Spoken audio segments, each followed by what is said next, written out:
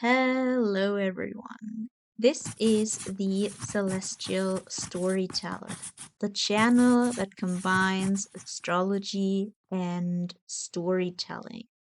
Hey everybody, so today I want to talk about how we can use astrology and the natal chart for creating characters for our storytelling and our writing. And before we really diving into everything, and I'm going to show you how you can use it to create your own characters, I want to take a brief moment and talk about why astrology is a better approach than other methods, for example, the Enneagram. I don't really have anything against the Enneagram, so this title is a little bit clickbaity, but I still think that astrology offers a very unique and a very nuanced way of approaching your characters. And this is what I want to talk about today. So, why do I think the natal chart or astrology is just a little bit better than the Enneagram? Because for those that do not know astrology well, it might just come down to this. The Enneagram uses 9 personality archetypes, and astrology uses 12. So, based on this, astrology might be a little bit ahead because it has just a little bit more variety. But this really isn't what I'm talking about when I say astrology is a better way of creating characters. So, why is astrology better than the Enneagram? While the Enneagram acknowledges that we are made of every character just a little bit, the natal chart really uses this as a feature of understanding ourselves. So basically, the natal chart, it proposes that we carry the whole zodiac within us and that it shows up in our life in some type of way. And for this, the natal chart also proposes that it comes out internally through our psyche, but also externally. It shows up externally in our everyday lives. And because of this, it already draws a connection to our internal and our external life that is really useful for storytelling because oftentimes a story is a combination of an internal and an external arc of a character.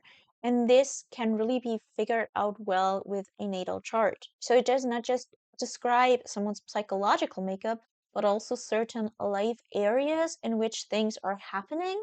And these life areas, they are called houses. Furthermore, each Enneagram type has an out personality, a core motivation, a way of viewing the world as well as its own strengths and weaknesses, but they are sort of limited to each Enneagram type. In astrology, this is very different because different topics and different themes of our life they are represented by the planets and the angles which can be placed on the zodiac. So instead of having an archetype of the same personality, the same core motivation, etc., using astrology these kind of themes and topics they are separated and you can basically rearrange them in multiple different ways which gives a lot of possibility for creating a character. So for example, the ascendant is about one's personality, one's general way of engaging with the world, while Mars is about one's motivation and willpower, and they can be placed in different signs which creates different combinations. And what is also really useful that the Enneagram doesn't really have, the zodiac is arranged in a way that shows which qualities naturally are harmonious with each other and which qualities are kind of in conflict with each other. And based on how the planets, how these different topics are arranged in the zodiac, we can see which topics in a character's life or actually in a real person's life, because this is where astrology is coming from, whether these topics are in agreement or in conflict with each other. And this can be really useful because from this you can derive the strengths and the weaknesses of your character, and they can be very specific and unique and give a lot more nuance than the general archetype usage of the Enneagram could do. So, all in all, it's like splitting up different parts of the Enneagram and then mixing it together. So, like taking the core motivation of one Enneagram type and mixing it with the personality of another Enneagram type. And I know the Enneagram does this a little bit, but not to the extent that the natal chart does. I think the natal chart really offers a deeper way of understanding your character.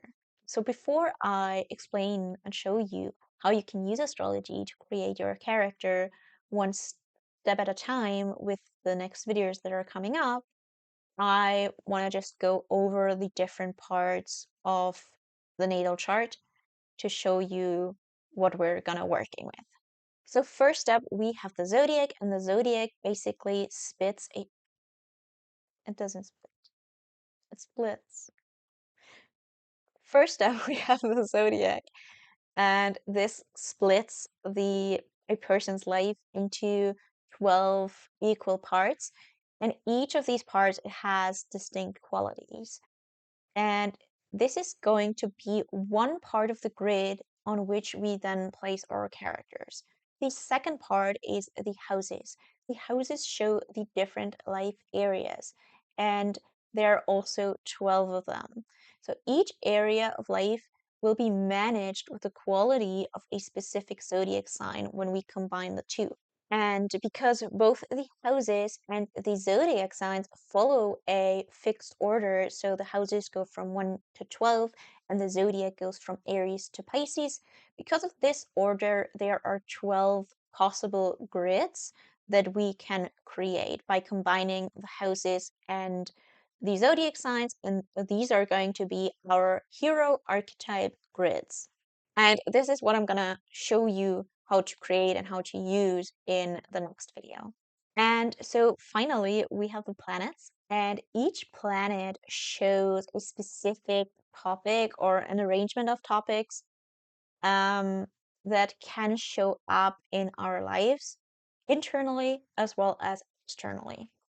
And there are 10 planets, and we will place them one by one on this zodiac grid, on our hero archetype grid.